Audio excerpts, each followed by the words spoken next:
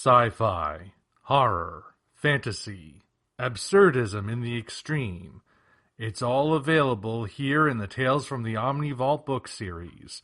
Check the description for Amazon links so you can get your copies and start reading today. Thank you all, and now, on to the video.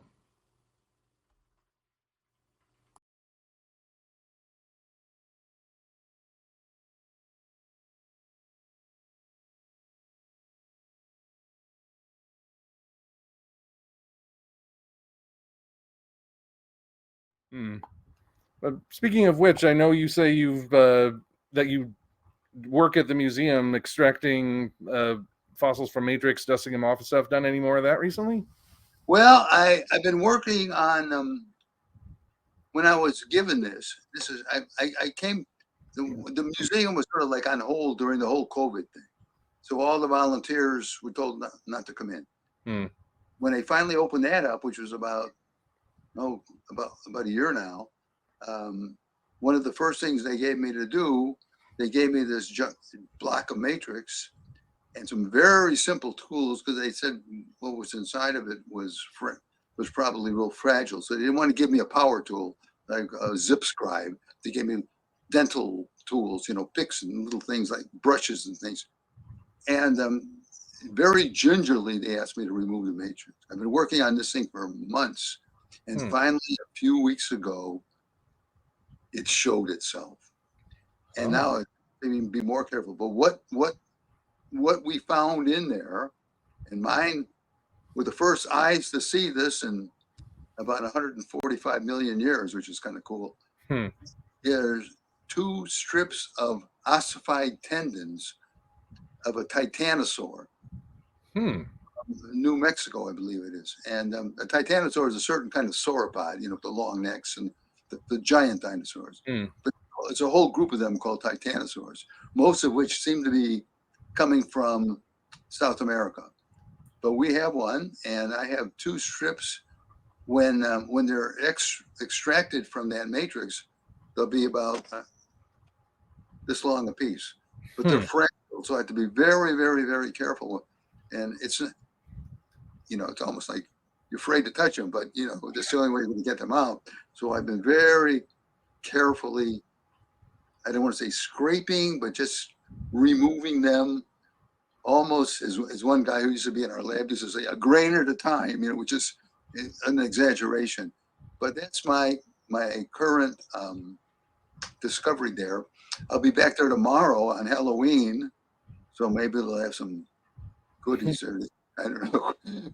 But so that's what it is. Yeah, I've been working on it for a long time.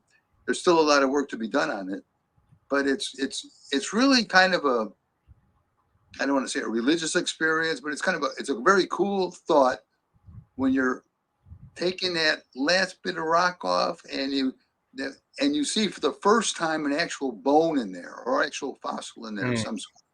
And that your eyes are the first eyes of any sort to see that since it was buried 145 million years ago. Yeah. I mean, since it was inside the dinosaur, first eyes to see it ever, right? That's gotta be, man, that I can't even imagine what that must feel like. I would probably think like there'd be witnessing the birth of your first child and then extracting a fossil from the matrix. That's also a little element of fear there because you don't want to damage it. Yeah. If you break it or you scrape too much, maybe the most important scientific aspect of that fossil is gone forever. And maybe it would have been a clue to something. Yeah. Something about dinosaur relationships or how they evolved or something about their habits or something, and you ruined it. I've done that a couple of times. It wasn't a pleasant experience. You feel guilty, like you just murdered someone. Yeah. That it's about extreme emotions, right? It's either wondrous or what have I done? Yeah. But still, that is one heck of an update. I mean, that's so neat that you're still doing all of that stuff. Yeah, last time I talked to you, I don't think anything was uncovered yet. No, not yet. We had no idea what was in there. All we had was information as to where it was found, a specimen catalog number for the museum, when it was found, who found it, but nobody knew what was inside of it. We knew it must have been something important because they wouldn't have, wrapped it up in the field with burlap and all that. And so it was a big surprise, Yeah, I didn't want to see like that episode of Night Gallery. Remember that episode of Night Gallery with John Carradine, where he tells the kids he's got a big surprise for them, and the whole episode is them, they're digging. He tells them where to dig, and the big surprise is he gets out of the grave and he goes, "Surprise!" I didn't want it to be something like that, but it's been very rewarding and a very nice experience. And did you you said it's a tendon or two tendons from a titanosaur? Did you know that as soon as you saw it, or had to call somebody else in? I think they knew it was some part of a titanosaur. I think they told me that before I ever uncovered anything, because when they're out in the field, they found all these bones associated with each other. They wrapped them all up and they put them on the truck or the helicopter or whatever. And so this was part of that assemblage, I think, of titanosaur bones, but didn't know what. They didn't say what bone it was, and probably in the field there wasn't enough of it showing, if anything, to really determine what it was. Yeah, and the bones can be out there in any order, right? It's not necessarily just all laid out like this.